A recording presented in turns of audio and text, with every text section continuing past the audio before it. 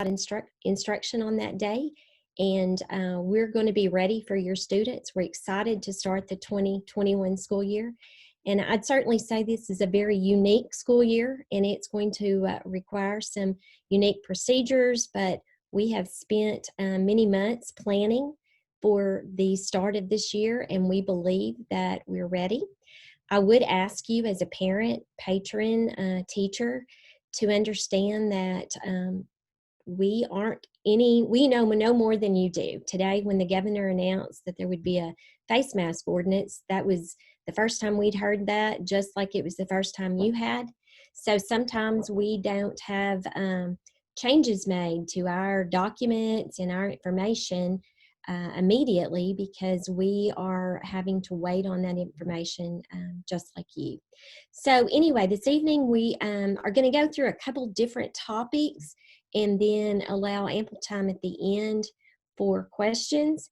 As I said, August 24th will be the first day of school. We have open houses planned prior to that. This year's open houses will be limited to new students or new grades at any particular site. So we're starting with, I believe our first open houses begin August the 6th. There will be a calendar of all of those open houses, the specific individuals who will be invited to those, the times that they need to have an appointment to be there, and not an appointment, but the scheduled time for their open house. And we want to cut down on the crowds, but still give you an opportunity to visit that campus if you are new to the campus. Also, I know that many of you are wondering about supply list, and those are also currently being posted. We are attempting to reduce those supply lists. We know for lots of reasons that sometimes it's difficult this year to obtain those supplies, so they're going to be very minimum. But this year, unlike others, there will be no sharing of supplies. So we're putting that on the website. Mr. Cheatham, in fact, mentioning the website, would you share with this group how they can access a lot of information about back to school and about the district in case they aren't familiar? Sure thing. So I'm going to share screen. So hopefully y'all can see that. So if you haven't been on our website, when you first go on, this is what you'll see. Important message. If you click on find this link here at this time, hopefully it'll work. So it goes to the back to school information. If you scroll down, you've got reopening, virtual academy, school supply list, and transportation. Excuse me. I'm going to go back now. There's all kind of ways to get to this site, because once you go to our website, that little pop-up, this little exclamation point down here won't show up. It'll just be down there in the corner. You can go right here to this graphic and click here, back to school. If you're curious about reopening, it's here. I hope you can see my cursor. And then the virtual academy information is here. Other ways to do it is right over here where it says I want to. You go down here and review 2020 reopening guidelines or about the virtual academy. Let me kind of go back real quick and tell you one last thing, and I'll turn it over. Just remember that some of these documents are live, or live documents, meaning that we're able to update them from here. And so what we don't want you to do, let me see if I can find one. So right here on this page, if it has some type of bracket or window around it that you can scroll in, that means it's a live document. And so what we ask you to do, because this is a fluid situation and we get new information every day, please remember that. We will be updating on this page. The way you tell that is when we update, there will be right out here underneath a column heading, it'll say update with the date we updated. I believe the last one, I'm probably in the wrong page, I apologize, but the last one we updated was about meals for Virtual Academy. So I hope that helps. You'll be able to find the information when you go check it out. I just want to remind, I know Dr. Wilbanks said it as well, that every day is a new day, and we're continually getting information from the Department of Education, of course, the governor, and the Department of Health.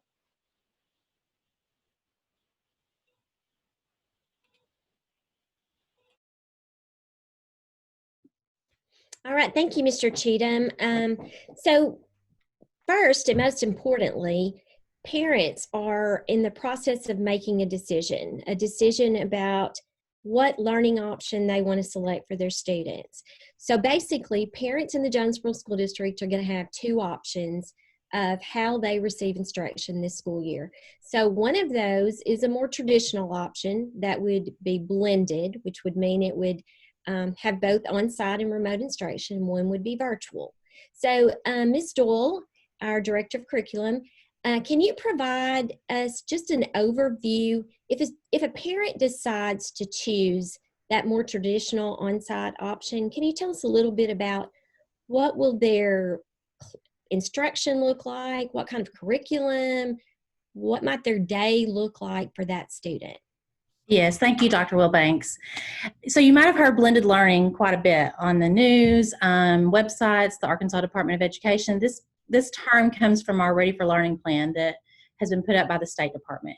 And so every school has to create a plan that includes blended learning. And for us, that means that first of all, students will be on site when possible, and we hope that's possible August 24th. So when students are on site, that's face-to-face, brick and mortar, you may hear that term too. That means they are at school. And during that time, we have worked tirelessly on plans to ensure their safety. So what that looks like, first of all, is while they're on campus, they receive traditional face-to-face instruction, and they will also learn how to use a learning management system. So that way we could quickly pivot to a remote learning situation in case we have to go back home. And I'll talk a little bit about that.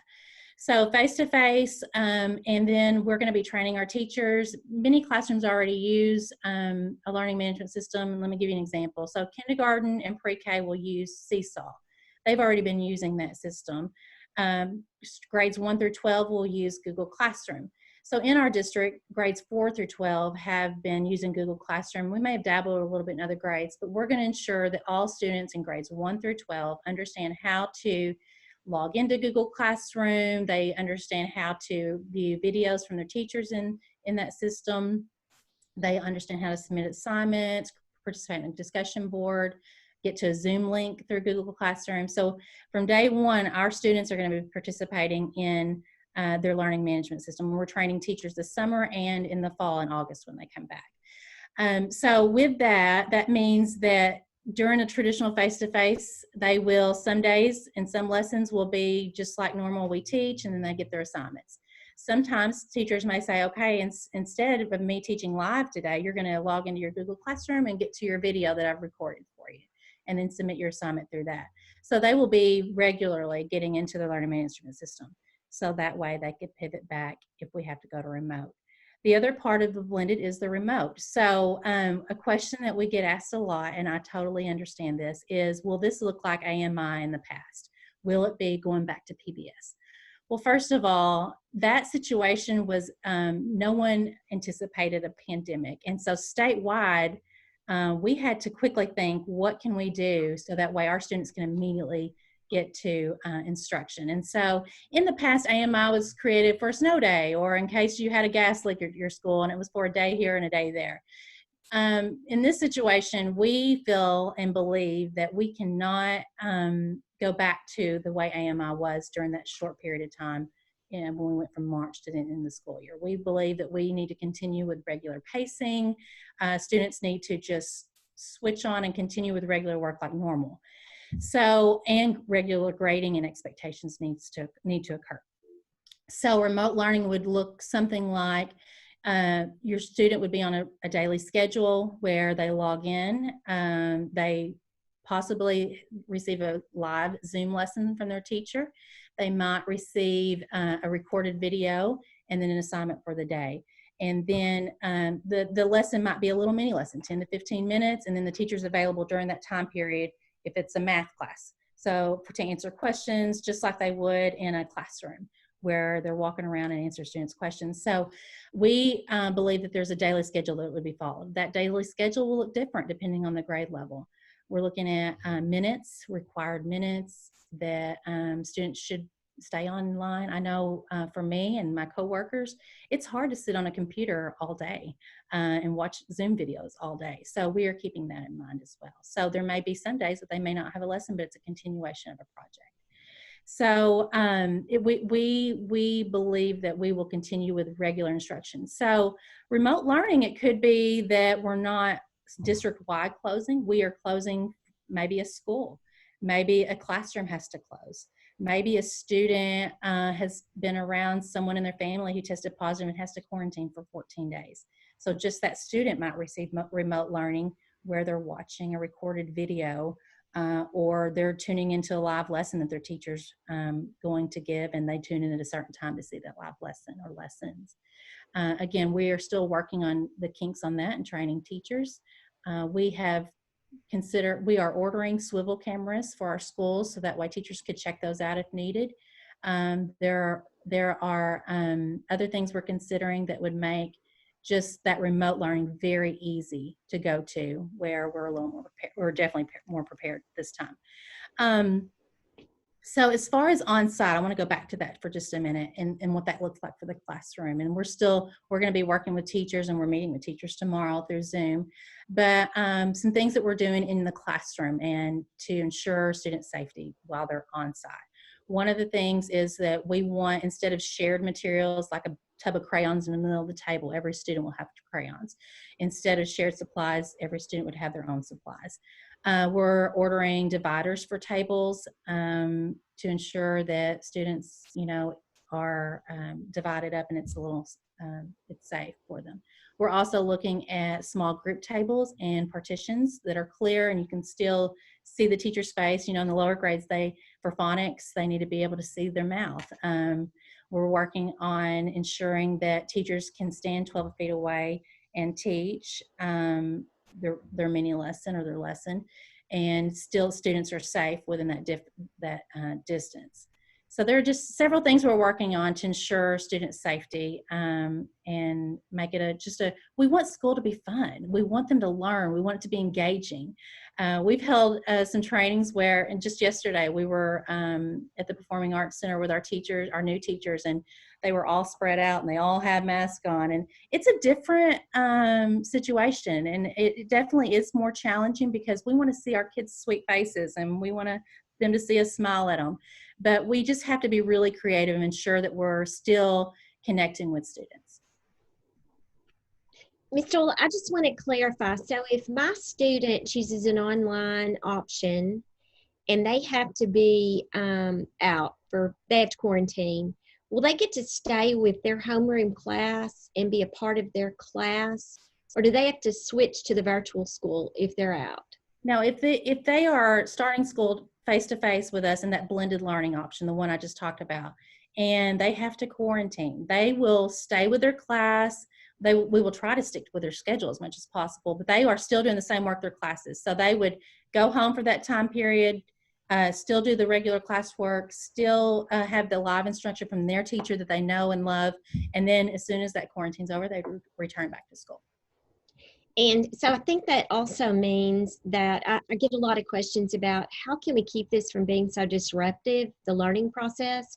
But I think I understood you to say if they had a lesson about multiplication on Tuesday and on Wednesday they were remote, that Wednesday's lesson would be a continuation of the current learning that was happening in their classroom. Absolutely. Is that correct? Yes, absolutely.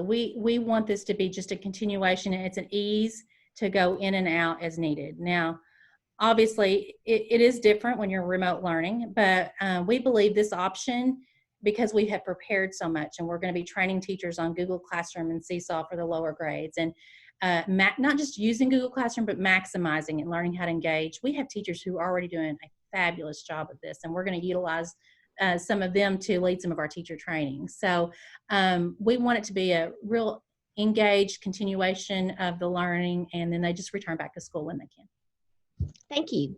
Well, thank you. All right. So the other option for our students is the Virtual Academy.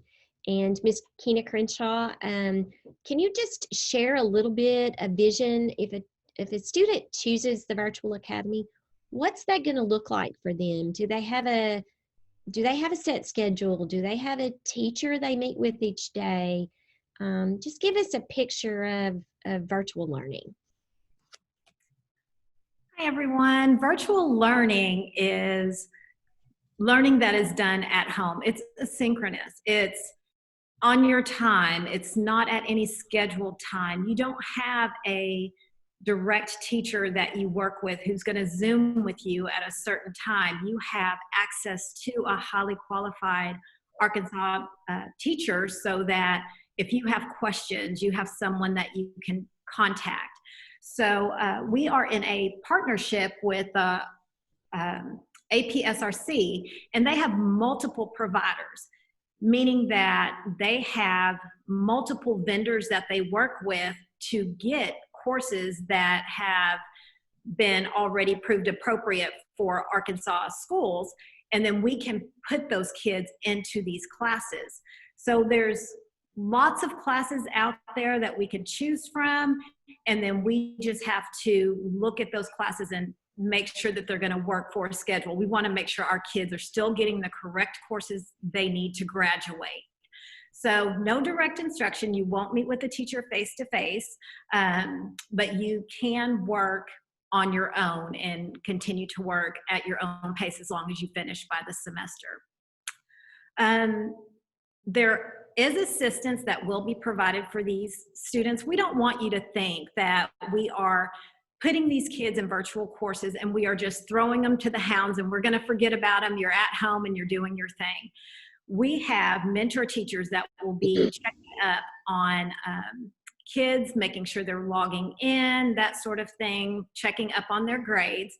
So that person is a certified Jonesboro Public School teacher, so you're still assigned someone that will be there to support your child.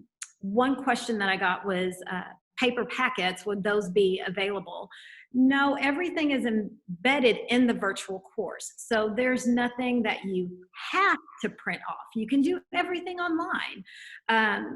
If you don't have Wi-Fi, we have someone here that will be working with you to make sure that your Wi-Fi is good at home and that you'll be able to log in and take care of these courses.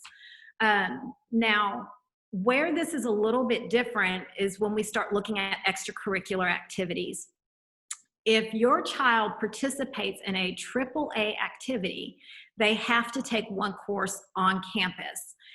If that course is not available on campus, they can choose a different course on campus, but they do have to be on campus for one period for the day. So just be aware that if you are in 712, we have a highly qualified counselor that will be working with you and your child to make sure that you are getting exactly what you need and that you can and that your classes are appropriate. We don't want anybody to get to their senior year and say, you didn't have this class, you can't graduate. All the teachers are Arkansas certified.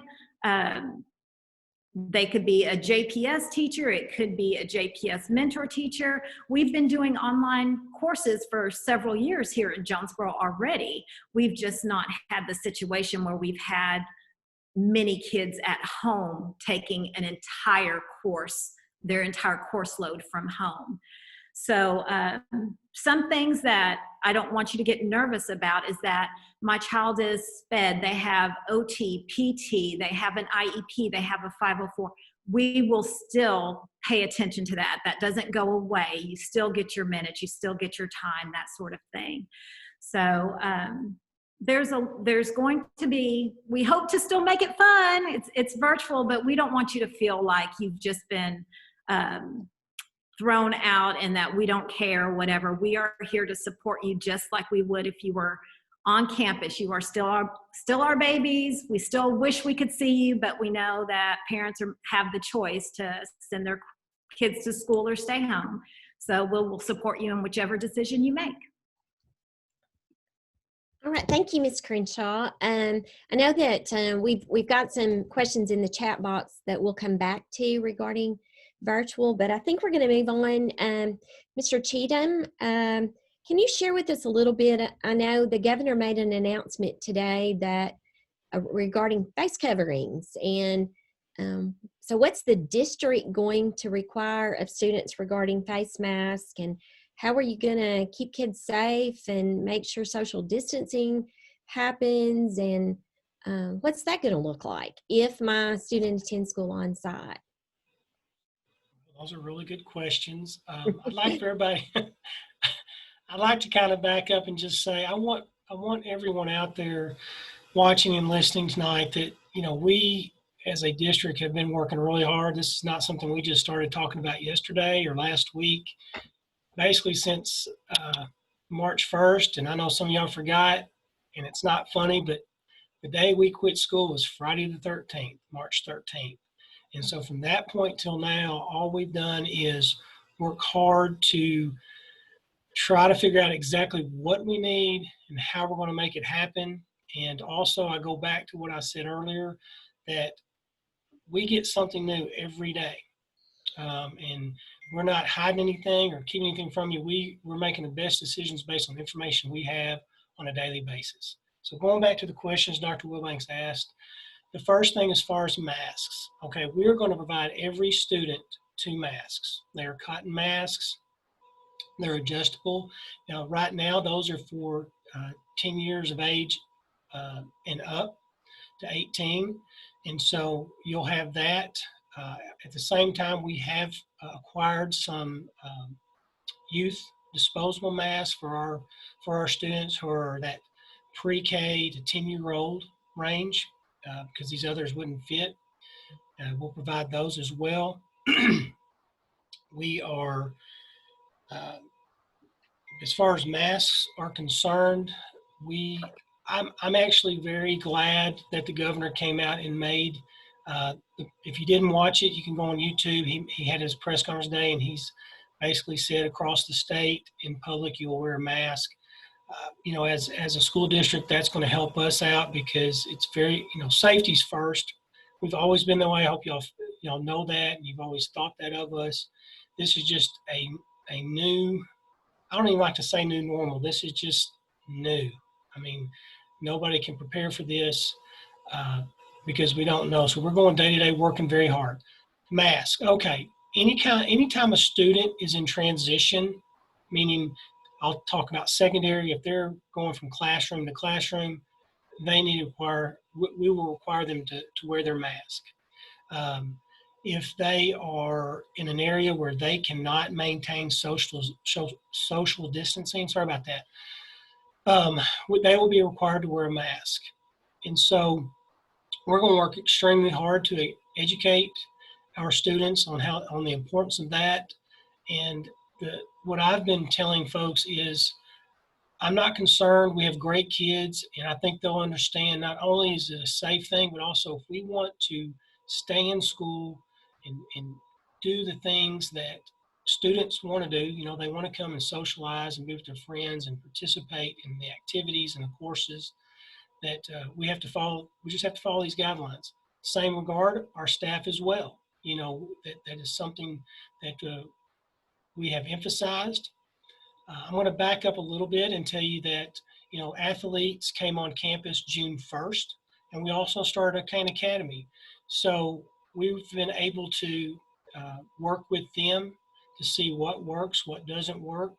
So we're not just jumping in on August 24th. That we've tweaked things as we've gone, and it's been nice because it's been a smaller population that we've been able to work with, and so we've been able to do that in athletics. Really using social distancing, using a smaller number. Kane Academy has allowed us to actually use a school building and work with our staff and older students on, you know, that you have to wear a mask. We've dealt with feeding our kids in that environment, and we've tweaked that as we've gone. So, so as far as that's concerned, I guess we've had our trial, and I'll be honest, we I guess I should say, I was ready to go August 13th because I wanted to get kids here so we could really start educating students, parents, and staff on what it's going to take to be successful. Excuse me. We will also be providing. I guess I need to slow down, Dr. Wilbanks. If I answered your first question, I get on a roll, y'all. I mean, this has been a big thing. I could keep going. I've worked with our facilities director, our transportation director, our technology director, of course, curriculum, food services with Dr. Castleberry and Dr. Wilbanks. And I mean, all along the way, we are asking questions, we are prepping, we're acquiring materials. And so we're using a lot of common sense, or I think we are. And like I said, again, day to day, we're getting new information and we're adjusting to that. Dr. Williams, what else do I need to discuss? So I'll just quickly fill in some gaps. So we've, I know you told them we're going to provide everything in terms of mask and sanitizer, and we bought our own version of Clorox wipes. And so parents, you'll be pleased to know that's not going to appear on your supply list. We're very aggressive about going ahead and purchasing those cleaning products and PPE. And I know there are some districts that are struggling because they don't have those items. We do. So we're ready to go with that. And I think you did a good job covering that.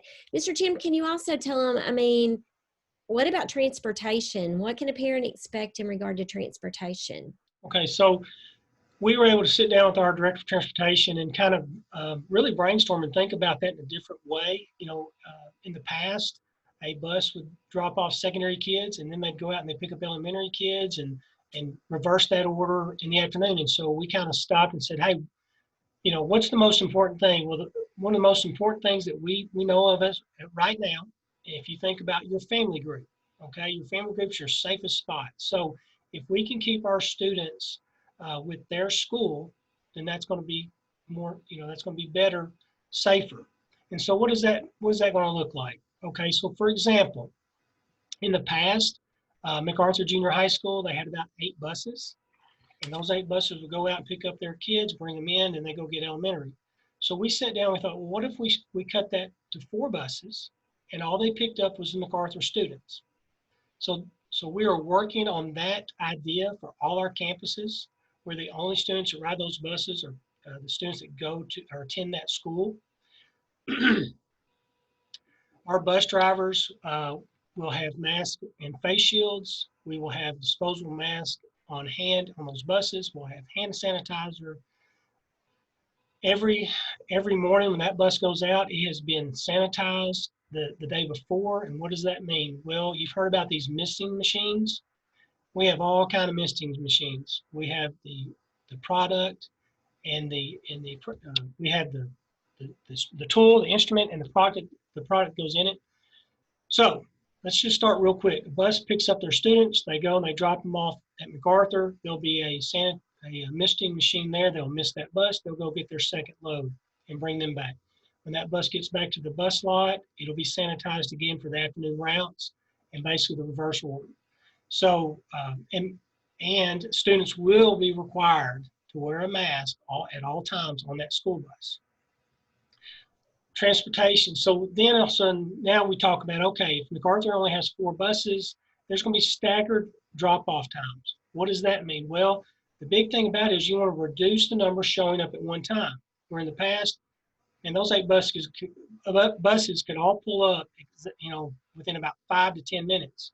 Well, now we're only going to have about 4 show up at a staggered approach time, and then they'll go back and get the second bunch. So now instead of, I'm just going to use the number 200. It's more than that, but 200 kids instead of 200 showing up at one time, only half of that shows up in a staggered approach. So the faculty at that school, they can manage that population of students and get them, get the students to their areas, so we can really be safe about keeping smaller numbers. All right, Mr. Cheatham, I've had a couple questions about screening. Will the district take every student's temperature when they arrive? Will the student have to complete a screening tool? What's our plan for that? Okay, the first thing that I'm going to say is parents, this is where we're going to need your help. We have 6,800 students. We need your help. What does that mean for you? We need you to do a screening at home. Please don't send your students to school if they're showing any signs of illness or are sick. At the same time, when those students show up on campus, we're going to have some type of a screening tool at each school, and it's really going to depend on the age of the student. For example, if it's a lower grade student, there's going to be a little more dialogue with teacher and the school nurse, where a high school student, it could be an electronic where they come in and they answer. Everybody has seen those screening questions when you go to a restaurant or you go to a store, asking about temperature, if you've been around anybody that's been positive. And so there's different ways we can actually ask those questions and really get those screening, get screening done. As far as taking temperatures, we're working on that. Matter of fact, next week, I've been working with our head nurses. And so that's one of the meetings we still have to take place. We have purchased minimum of 2 thermal thermometers for each campus. Some will get more because of population. So will we be taking the temperatures? You know, that's a logistics thing. And so we're not sure how that would work or if we can, but I go back to, we're going to need parents to help us first and foremost, like always, Right. to screen your own child. And then when they get to campus, we're going to go asking those same questions that you'll be asking and that you've seen. They'll be posted on the bus. They'll be posted at the doors. And so that's our, as far as screening, that's our plan today. Thank you.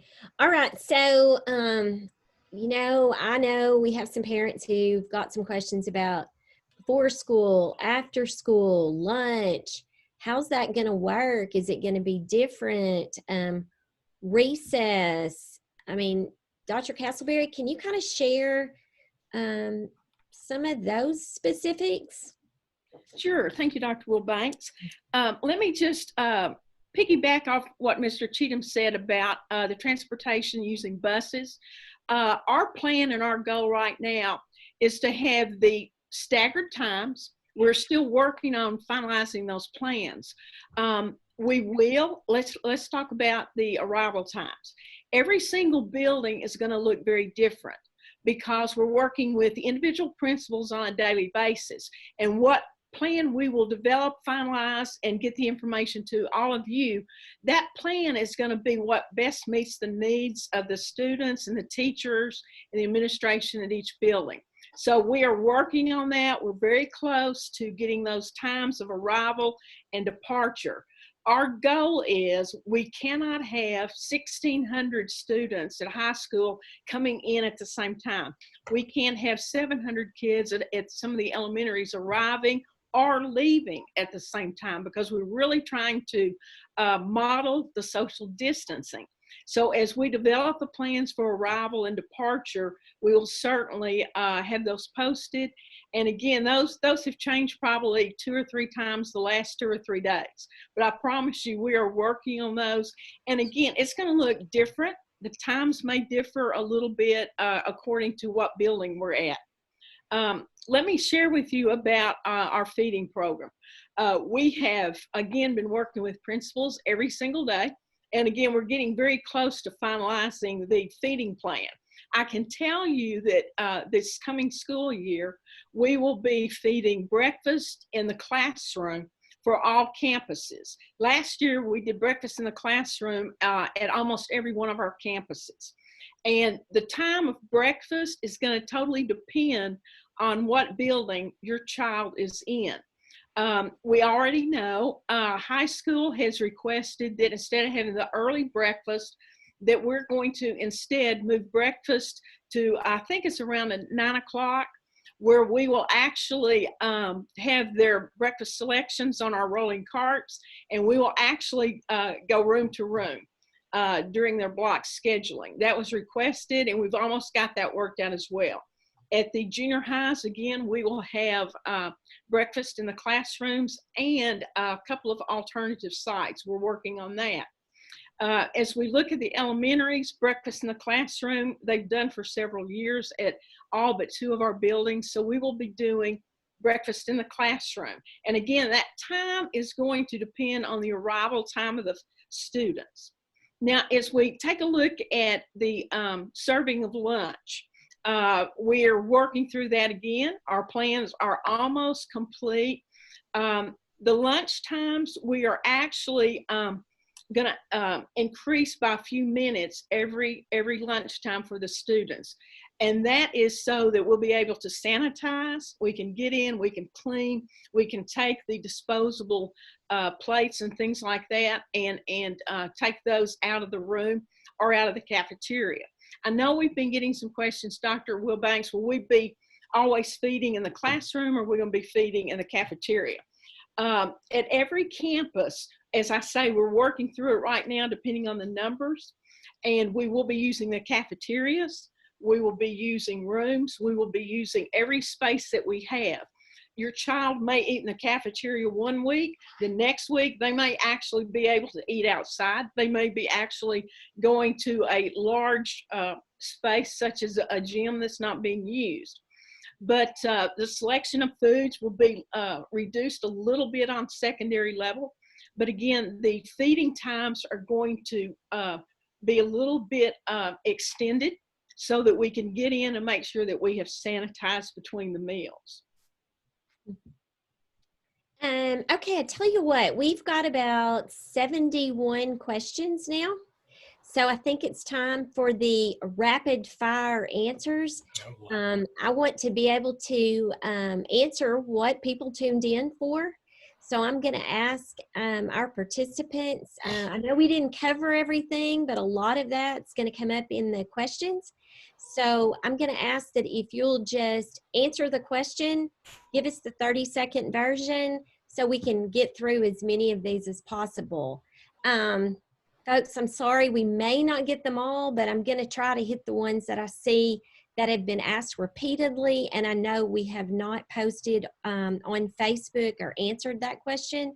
So for those of you, if you look at our Facebook page today, we answered several questions that had been posted, and if that's already been posted on Facebook, we'll skip that so we can get through more.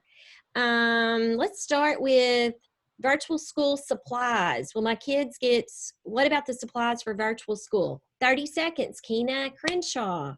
30 seconds, we will take care of supplies for you. Kits will be ordered, supplies will be ordered. You will pick those things up during open house. So don't worry about going out and getting supplies. You don't have to pay for that. If there's something additional you want for your child for their learning environment at home, have at it. You can set that up however you want. Great. Is the form that's online the only form I've got to fill out when I register for virtual? There are 2 forms you need to fill out. The request to participate form, that gives us some information so that we know about your internet access. We know to look up to check to see if you might have an IEP, a 504, so we can start thinking about those things. You will receive the registration link once. I'll email that to you once you've done your participation form. That's where you actually choose your classes. Yes, those are the only 2 forms you have to answer right now. Okay, so that means I'm not 100% committed and lost my magnet spot by applying. I'm not a part of virtual until I register.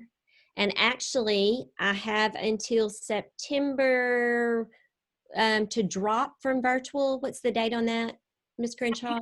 September 2nd. September 2nd. And I want to make sure everybody that's watching has noticed that we've extended those dates. We heard from you that you needed more time, and so we've extended those. Mr. Cheatham, I don't think you can answer this one, but I'll go ahead and put it out there. In light of today's executive order, will students attending in class be required to wear a mask? So I'm going to answer that this way. It's going to depend on the class. That means how big's the class. It's going to depend on the age of the child, and it's going to depend on the activity that's taking place in that course. But there is a possibility a student would spend much of their day in a mask. Yes. Especially an older student. Yes. but more flexibility with our younger students. Still waiting on some Department of Health and CDC guidance. That's kind of changing. Okay. So if a student is in the virtual program, do they get to see a teacher on a daily basis? Yes? No? No, that's easy. Okay. That's an easy one. Okay, Ms. Doyle, is there a difference between virtual curriculum, what the kids do if they're signed up for virtual versus if they're signed up for on-site or blended? Yes. If they're signed up for virtual, that's through a different provider. Even though we may have some JPS teachers teaching those, they will use the curriculum material from that provider, like Lincoln Learning or Edgenuity. Our material, if we go remote, which means we're on site and then some students have to go off site, they will continue with regular curriculum. Both scenarios follow Arkansas state standards, but you would still have sessions with your current teacher and continue with your current pacing. A question about, can you be a virtual student, be a part of the Jonesboro Public School Virtual Academy, and participate in school activities and field trips? And I can answer that one. You know, you wouldn't be a part of the Visual and Performing Arts School and participate in a field trip at International Studies. So when you join the Virtual Academy, you've joined a new school, but there might be activities that are unique to that school, and a student at Visual and Performing Arts wouldn't be able to participate in a virtual school activity. So you're going to be joining a brand new school. It's a question about, so if we go virtual, can we come back to our magnet? And just like magnet schools, you can't transfer because of staffing. Teachers really like to know they have jobs, and they really like to keep their jobs. We can't have that much transition. Once we staff for the start of the school year, we're going to have to stick with that staffing at least through the semester. So the reason we can't hold your spot is because other students might enroll who need that spot, and we can't have a teacher that's got 10 in their classroom, and across town we've got one with 30 because we're hanging on to, or 28, because we're hanging on to a spot. Ms. Crenshaw, face-to-face courses, the courses offered at Jonesboro High School, for instance, are every single one of those courses offered through the virtual school? The virtual courses that are taught at the high school, some of those are available. We actually have more courses available for virtual school than we do for on campus at JPS. We only use Edgenuity on campus, whereas in the virtual school, we have many more providers to choose courses from. Okay. Mr. Cheatham, social distancing at the high school, enforcing the use of masks, how's that going to happen? And then if your child is participating in sports, do they have to attend class for one period? Okay, so the second one, yes. The first question, so how are we going to do that at the high school with those students? Okay, so I'm going to go back to where we talked about. We're going to ask.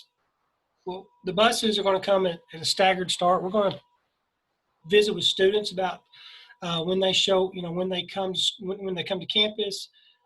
We're on block, which means that students will only transition 3 to 4 times during the day. We're going to work on developing, I hate to say schedule, that's not the right word, sorry. Say a bell schedule where not all students dismiss at the same time to move to the next class. That will reduce that number. And of course, we're going to educate our staff just like they do now to keep students moving. The one thing you got to, right now, today, the guidelines say that you don't need to basically be in an area with someone more than 15 minutes within 6 feet. So if you think about if you're walking down the hall and you've got your mask on and you're getting to your next class, that risk is lowered.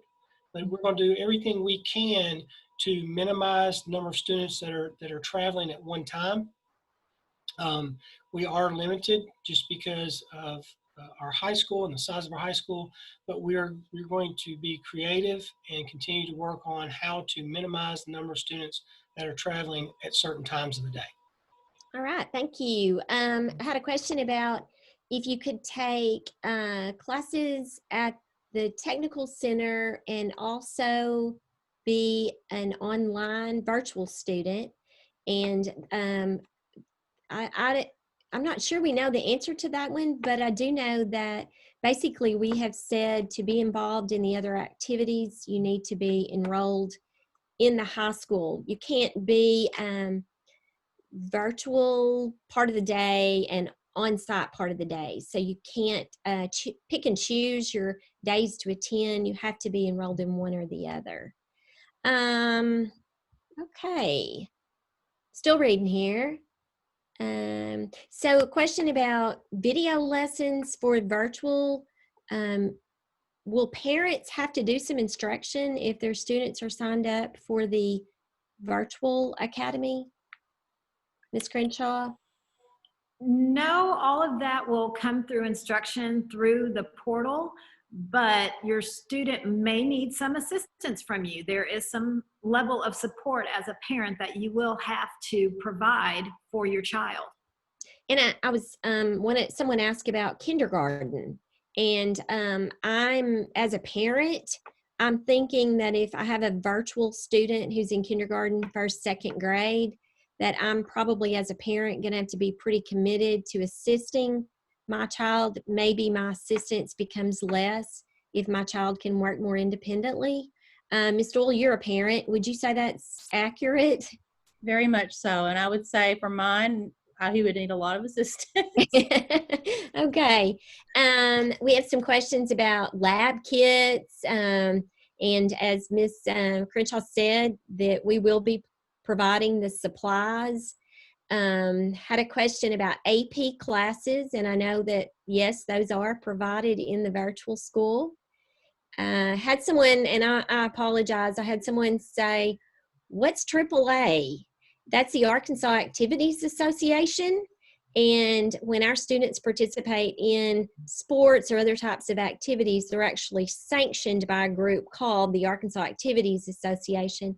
And some of the guidance that we talk about is not really our guidance. It's really guidance from the Arkansas Activities Association. Clubs. Can I participate in clubs virtually? And if a club is a part of the virtual school, then it would be, you would be able to participate, but you would not be able to come on campus for clubs.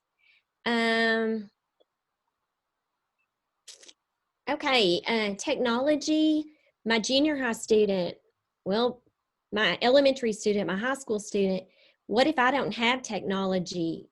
Is the district going to provide that? And the answer is Yes. yes. Yes. So we'll take care of that. We also are asking you about your internet access. So we're going to assist you with internet access. We're currently working on how are we going to assist remote students, and we don't have a specific answer for that because we're having to work with providers. All right. I had a question about, are students going to go to school all week or only on certain days?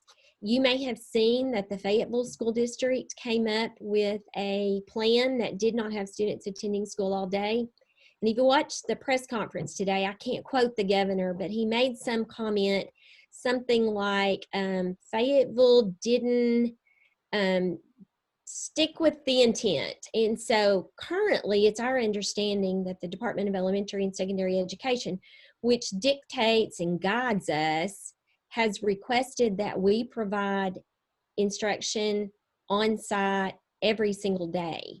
So as different information becomes available, we may be able to provide more flexibility, but it was the instructions from the department that we come up with a 5-day-a-week plan.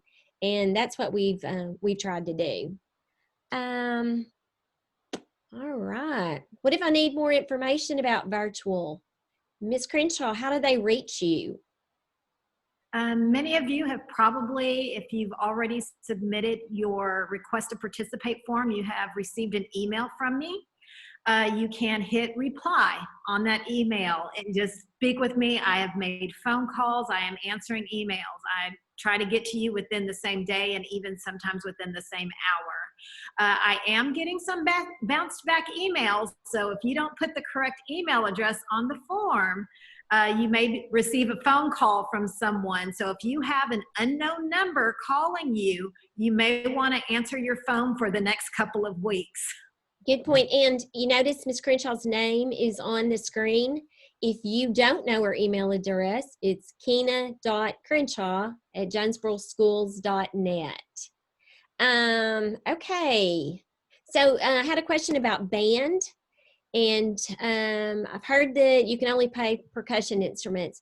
We are anxiously awaiting more information on band and choir.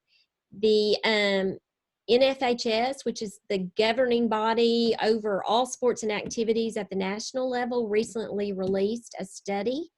The Arkansas Department of Health has been waiting on that study, and we are understanding they are going to release the guidance on band next week.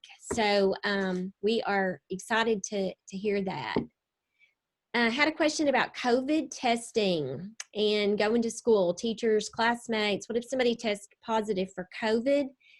We won't go into the long story of that, but basically, because we've been back on campus, we've had sports and activities, we've had our Kane Academy program, we have had opportunities to work through that.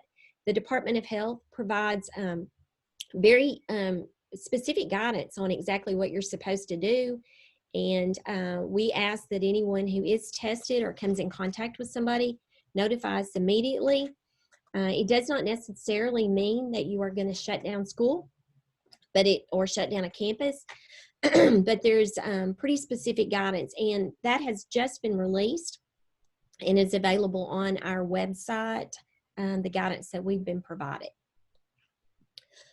I'm going to cough.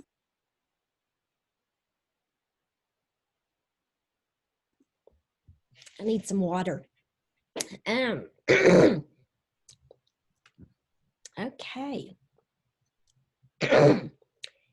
Okay, how are we going to clean? Mr. Cheatham, if you have a class, another class comes in, how do you do that? Okay, so we're ready. We are using, I'm sorry, I'm back up. Our facilities director, he has found everybody's going to use the same product. It's a clean disinfectant. Right now, in the lower grades, until we get more of the product, they will be using wipes. And so between classes, they'll wipe down surfaces, they'll wipe down tables, doorknobs, whatever surface is being touched a lot, okay? Starting out in the secondary, it'll be the same cleaning disinfectant, but in a spray bottle like you'd use at home, and then we'll provide paper towels in the same manner. When there's a class change, we're going to wipe down tables, doorknobs, whatever surfaces are touched a lot. Other things we will do at the end of the day, we have misting machines. I'm not sure if I mentioned that earlier, but at the end of the day, our cleaning services will mist the building, which provides another layer of disinfectant to create a safe, clean environment. And I think I'm forgetting something else, Dr. Wilbanks. Well, Mr. Cheatham, I think it's going to be everybody's responsibility to clean. It's going to be the responsibility of teachers. It's going to be the responsibility of students. Sometimes we're going to add additional cleaning staff. And so we know that that's going to be a commitment of everyone. And we certainly do know that that's going to be important. Now that I can actually talk, I'm going to go back to if somebody is identified with COVID. So the Department of Health notifies the district. If you meet the criteria of being a primary contact, which means you've spent 15 minutes or more within 6 feet of someone, then that means that you, by the Department of Health, would ask you to quarantine. It is very unlikely a teacher who has 150 students would meet all 150 students would meet that criteria. So I think our bigger plan is less about total shutdowns and more about disruptions, about making sure a student who might have to quarantine continues to be part of their classroom, there's no disruption in their learning, and they get to continue with that. Or a teacher who might have to quarantine could still provide instruction remotely from home. Another person could be in the room. And so our thoughts are, it is most important that we do not have a disruptive learning situation for our students. So I would recommend, if you want to know more, check the Department of Health website. They do a really good job about providing that information. So what if my student opts out of the virtual at semester? Are they good to go? Can they come right back in January and be on grade level and ready to go? The answer to that is yes. There will be some logistics that will have to be done for our students that pick classes. So because we have a high course offering for virtual, we have multiple vendors. There may be a course that you're in that's not available on campus. So you have to be very careful with that. And that's why our counselors are working closely with parents, the counselors that are on campus as well at JHS MacArthur and Annie Camp, to make sure that we are picking the correct courses for your children so that they can make that transition in January back to campus seamlessly. And you know, Ms. Crishaw, I think that also it's going to be really important that a student keeps up. If they're not doing their lessons, that's going to make it difficult. So very good. Elementary students, are they changing classes? And Ms. Doyle has a 5th grader. So what are you expecting in terms of changing classes for your 5th grader? Well, first of all, that's an excellent question. I noticed it was there several times. When we first began talking about this, I thought of it as a parent first. You know, first of all, I'm a parent. And I thought about my 5th grader, and I thought, can he really sit in a class all day long and never leave it? And they get tickled at me. I'm like, no, he can't. He needs to move. Most kids do. And then I thought of it another way. You know, as a former 5th grade teacher, could I keep my kids all day, special classes, keep them for lunch? And as a 5th grade teacher, that would be hard too. And then we informally surveyed some teachers. So what we have looked at is, how can we minimize transitions, but also create an authentic learning environment where students are engaged and still have movement. So we've decided that for special classes, that was another question on there. So PE, they will still go to PE in the gym or outside when possible, most likely when the weather's great. And so that's a special class that will go to. For art, music, library, we're going to start with those rotations going to the classrooms, kind of like art on a cart. And so that way they can still use their own art supplies, because every student will have their own art supplies. So those classes starting out to minimize transitions, and we need those bigger spaces sometimes for maybe a lunch space or other interventions and that sort of thing. So they will, some classes will still rotate, some won't. Because the library media specialist is coming to the classrooms in elementary to start off, she will come with her cart and do some book talks, and kids will still get to check out books that way. They will also, with scheduled times, get to free flow with sort of scheduled through the sort of free flow through the class to the library. And so we still want them to go into the library and experiencing that with their mask on, social distancing. And so we're going to work with our library and media specialists on what that'll look like, because we still want that experience.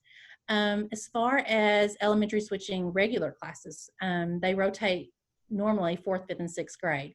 So we thought about this. Should the kids stay in the class and the teacher rotates? That was our first option. And after we surveyed teachers, and just being a former 5th grade teacher that rotated, I thought I would rather build in time for sanitation of desk and highly touch surfaces like doorknobs, pencil sharpeners, build in that time and have my own classroom with all my supplies.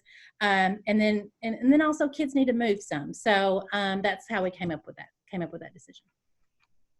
Good. So the one thing I'll say, what we know about contact tracing, if a person is diagnosed with COVID, is it's very important that it's been very limited. So I suspect that that fifth grader of yours may have the same seating chart in every single class he goes to, so that we're limiting who he's by every day. Don't you? Yeah. Yes, Okay. and another question that's sort of related to that we get a lot, will students still be able, if they receive special services like mental health services, resource, interventions, will they still be able to go to those classes? And the answer is yes. We have to follow their IEP. We have to still provide those services. So they will sanitize, wash hands when they leave the classroom. They will do that same thing when they get back to the other classroom. And then back and forth. Each time they leave the classroom, they sanitize and wash hands. We've actually been practicing this with our teachers, with some of the PD we've had in person, just on what that process looks like, the sanitation and sanitizing and washing hands. Have a question here on choral music. That goes back to those same guidance with band. Once again, we are waiting for some guidance from the Arkansas Department of Health. And on that, I think Mr. Cheatham, you already covered that currently we are not anticipating taking everyone's temperature. We are looking at, and that is based on Department of Health guidance. They are recommending that you complete a screener, but not necessarily recommending the temperature. We are exploring some other devices that might be quicker. What we've found is it's very timely, and it actually creates less social distancing when you are having the kids come through and do temperatures. So I know we keep saying we don't have everything worked out. This could change. I think temperature checks is another one we're really trying to explore what is the best option. Okay. Oh, this is a great one. I love this one. Have you thought about holding some classes outside? We certainly have. In fact, we talked today about what's the feasibility of purchasing or renting some of those large tents like you see set up for tailgating at Arkansas State. Would that be helpful? Are there places and programs that we should have those? So if anybody knows a good source on that, we might be interested in those. Let's see. I have a question here on eligibility related to sports, and I always we're back to that AAA, Arkansas Activities Association. Eligibility is very specific to a student, their age, what school they're enrolled in, whether it's a virtual school in Arkansas, out of Arkansas. There's just too many variables to give a standard answer there. But I know that it's very important to us. We realize how important it is for your students to participate in activities. Don't jeopardize eligibility by enrolling somewhere in something. I would refer you to Trey Harding, who is our athletic director. His email is just like Keena Crenshaw, trey.harding@jonesboroschools.net, and he can answer specific questions about your student and their school. Zooming, will you get to Zoom any with your students or with your teachers? And if you are on site, I guarantee you will end up doing some Zooming. Can you bring your lunch? Yes, you can still bring your lunch. Unfortunately, we're not going to be able to allow parents to eat lunch with their students, and we regret that, but we'll be very limited by which adults we allow on our campuses for sure. Dr. Wilbanks, if I can Yes. just kind of jump on there and add to that. Parents also, what we're going to require of you and it's completely different from our standard form of operation is if you need to speak to someone at the school, we're going to need you to make an appointment because we have to minimize parents, guests, visitors, volunteers that come into our buildings. And that's just safe. So please keep that in mind as well, that if you really need to speak to someone, you need to call and make an appointment so we can set that up because this is a different kind of year. Had a question about gifted and special ed. So if my child is in a special program, ELL, gifted, special education, any of those programs, speech therapy, any of those programs, and they sign up for virtual, will those programs continue? Yes, they will continue, and you will be receiving information from the school about the continuation of those programs. If your child is in special education and you're not sure if they, the self-paced independent work is a good choice for them, I would invite you to visit with Karen Swift. She's our special education director, karen.swift@jonesboroschools.net, and she can work with you individually to make that best decision. All right. Somebody asked, can we switch to desk at the elementary school? Unfortunately, we're on a time crunch here, but we are working on dividers when needed and working on spacing as much as possible. And I would also encourage you to look at the Pediatric Association. They've put out some really good information about young children and COVID risk, and that's why I've just saw something that Betsy DeVos put out, and I'm certainly not necessarily a fan of hers, but they've not done a very good job of explaining the White House continues to say kids need to be in school, kids need to be in school. Much of why they're saying that is based on some information from the American Pediatric Association. So if you have concerns, safety concerns, go to that site. They've got some really good stuff about small children. Limiting class size. One of the nice things is when you pull some virtual students out, it's going to automatically reduce class size. So that is going to be reduced. Another question that we know theoretically, but we will need to develop policy on is going to be attendance policies, because the last thing we want is for you to send your child to school sick, not COVID sick. We're talking about any kind of sick. So we know we're going to have to look at those, but what we really believe is that you may not be on site, but you will still be engaged in instruction. If you continue to be engaged in instruction, you're not absent. So we're going to have to look at that policy and think about it a little bigger than we have in the before. Staggering time when kids arrive at school. What if my kids are in different grades? Well, here's the good news, parents. You're not going to arrive at school by grade. You're going to stagger that time because of the bus you ride. So if your bus is an early bus, you'll get there early, and both of your children would get there if they attended the same school at the same time. Are JPS teachers going to teach virtual classes? And I think I can answer for Ms. Crenshaw, that's a maybe. Still working out schedules. If we have a significant number of students in the 10th grade who need English, then the English class will be provided by an English teacher at JPS, and they will not have a section of English on site. If there's a very limited number, their instruction may not be provided by a JPS. I think we've covered, if you return to the magnet school, you may not have a spot, but you would be given priority for that. Laptops will be provided. Okay, I'm trying to read. I'm trying to go fast.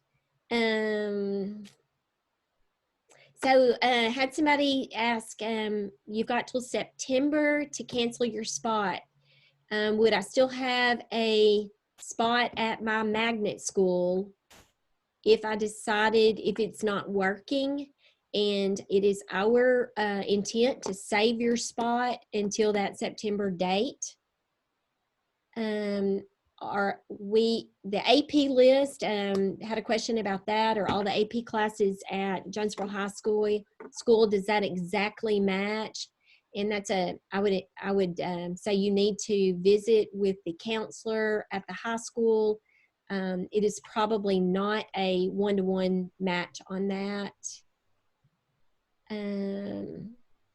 Mr. Cheatham, while I'm scrolling and kind of looking, is there any more information we need to provide?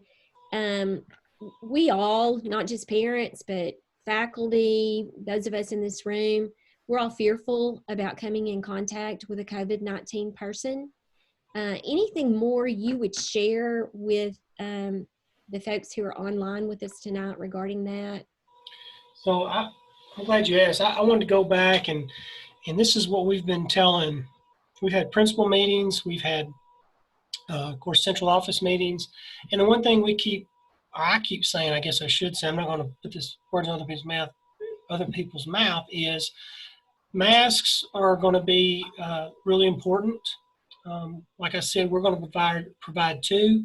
If you already have masks for your kids, hey, wear them as well. I mean, I have several different kinds that I wear on a regular basis, and you got to find one that fits you best. So masks are extremely important. Number two, hand washing. You know, we kind of forget about that because everybody wants to just use the hand sanitizer. But hand washing is very important.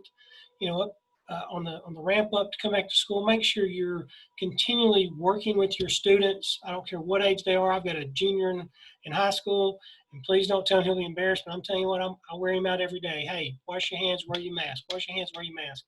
And then, of course, we're going to provide hand sanitizer. We have plenty of product to get us started and get us a long way through the first semester, if not the whole year.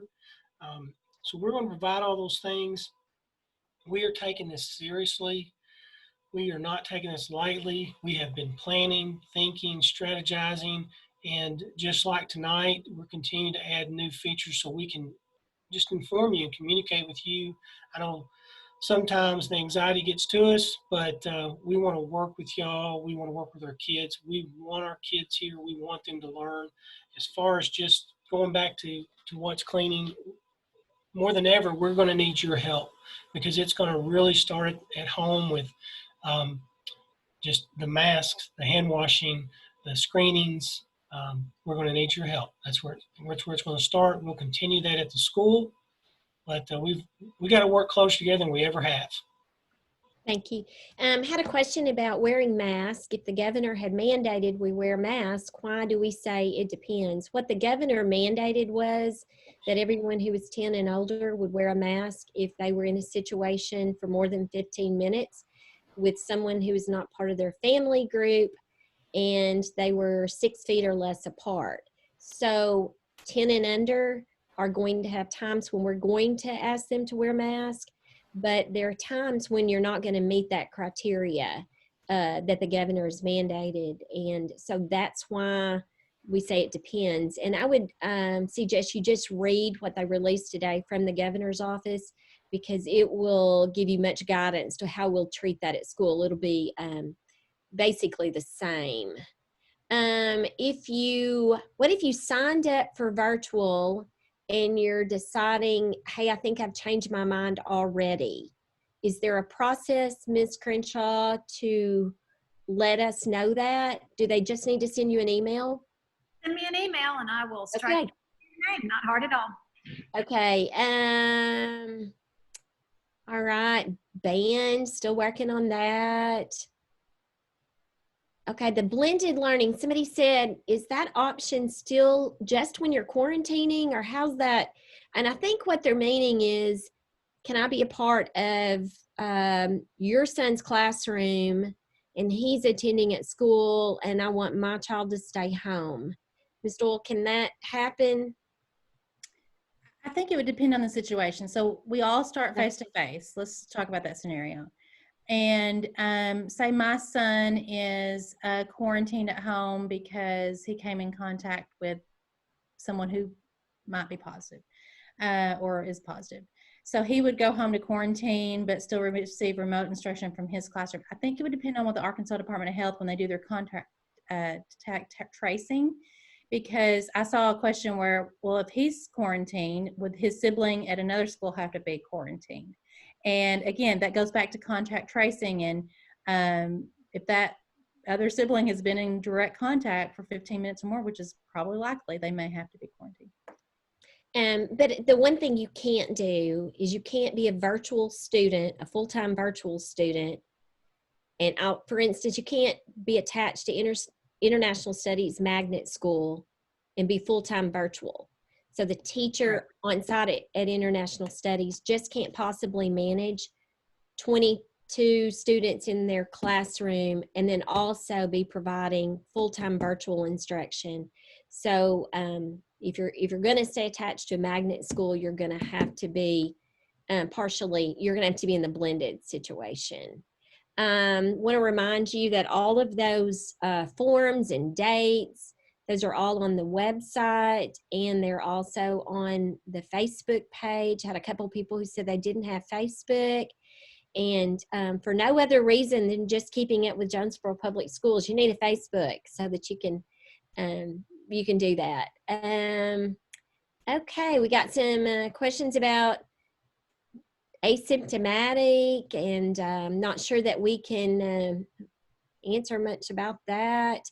Also had some questions about have a first grader, about how many minutes, Ms. Doyle, would a first grader work online? You know, again, it goes back to age. In the first grader, it could be 1.5 hours to 2 hours is general guidance. In the guidance that Virtual has put out for the Virtual Academy, if you're full-time virtual, I think they put out 1 to 4 hours depending on age. It's just in the elementary range. So it could be that they receive a 15-minute linear lesson, then they're working independently on their own with support from like office hours or teacher there to take calls. Depends on the age. Mr. Cheatham, water fountains are closing down. This was from an elementary person. So how are kids going to get water in a water bottle at an elementary? Right now, if your child needs water, send them with a water bottle to school. We're looking at some options where we can provide water at school. But you know, right now the guidelines are no water fountains can be used. So that all I can say is we're working on it. Okay. Teachers wearing masks when they provide instruction. That will go back to some Department of Health guidance that says if you're 12 feet away from someone, you can provide instruction without a mask. So what I envision is that a teacher is going to be at the front of the room providing instruction, but then if they needed to walk over closer to a student to look at their papers or provide some individual instruction, they would have to put on their mask. So, gosh, we've got 10 minutes.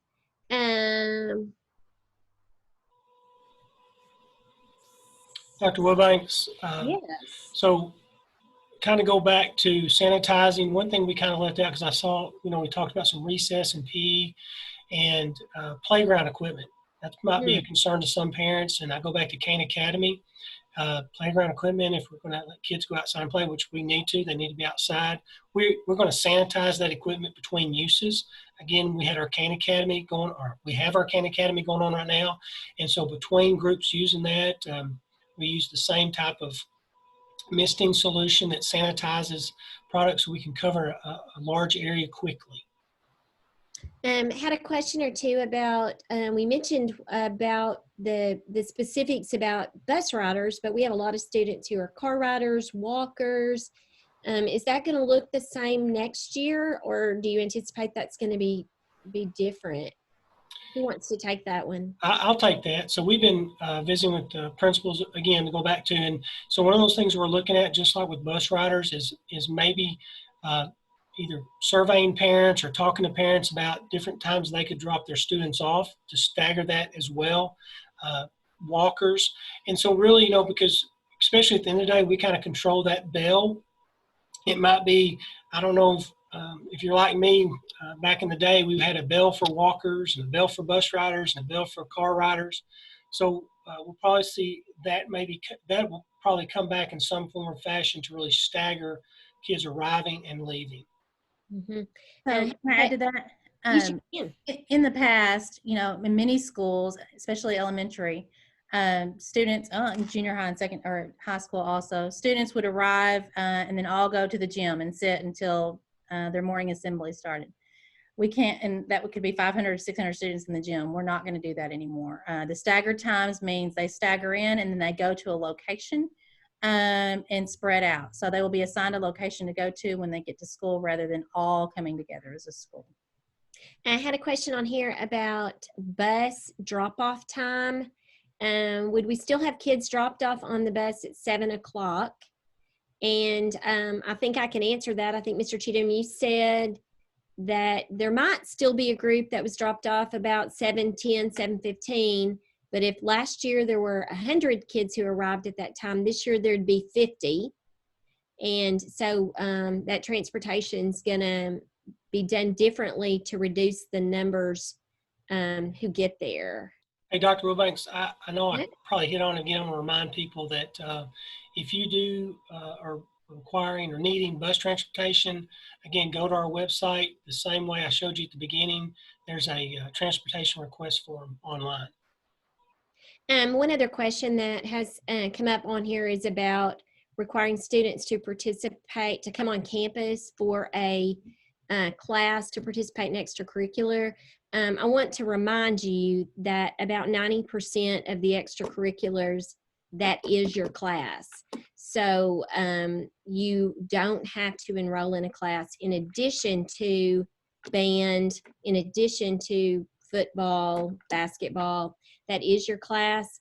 But you also have to understand, as we're putting together the Virtual Academy Handbook, you're looking at this today as a handbook very related to COVID. For us, this is a handbook very related to virtual.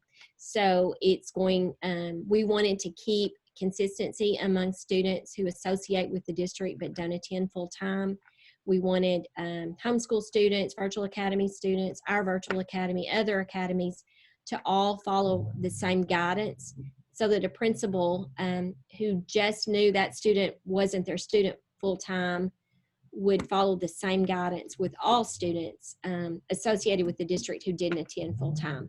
So I know we've probably answered about 90% of your questions. We probably didn't get every one of them. Some of your very specific questions about virtual, I would encourage you to tune in to 2 other webinars that are going to be specific to virtual. Ms. Crenshaw, those are going to be on Monday, I believe. Yes, we have 2 sessions on the 20th at 9 a.m. and then on the 21st at 5:30 p.m. so that we can get one in the morning and one in the evening for you. So if you are interested in the Virtual Academy and you want very specific information for your student, please tune in then.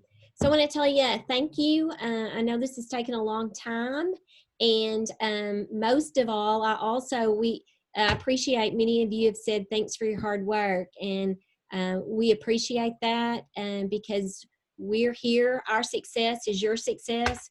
We're all in this together, and we're really committed to having a great 2021 school year. We miss kids. We're in the kid business, and we want to see your kids, and we just thank you for what you do, and we'll keep at it, and you keep at it, and it's going to be another great year. So thank you so much.